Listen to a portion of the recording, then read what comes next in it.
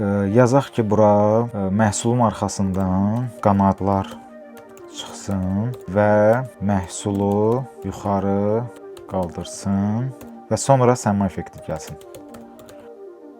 Məncə çox yaxşı elədi bunu. Yəni bəyəndim. Açığı belə gözləməzdim. Hələ yəni promptu da gördüyünüz kimi mən biraz başdan sordu yazdım. Yəni belə yazı ilə, belə promptla belə effekt eləməyi həqiqətən çox xoşuma gəldi.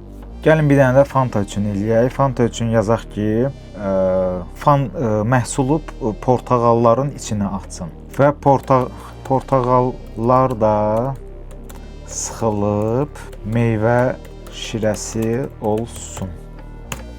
Yəni inandırım sizi ki, yəni bu videonu çəkməzdən əvvəl də nə gidib burada sırf belə şeylər yoxlamışam, eləmişəm.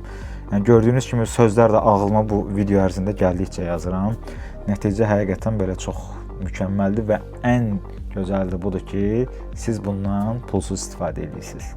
Son olaraq da bu iPhone 17 Pro-ları hərəkətləndirək. Bura nə yazaq? Bu telefonları sadə şəkildə hərəkət etdir. Arxa fonu da əlavə et.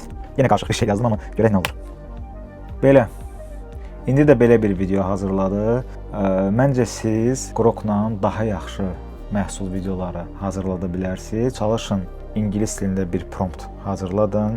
ChatGPT-nin özünə də ola bilər, Grokun da özünə ola bilər, DeepSeek-ə də ola bilər. Fərqi yoxdur. İngilis dilində bir prompt hazırladıb bura yapışdırın. Məncə onda bundan da yaxşı videolar hazırlaya bilər.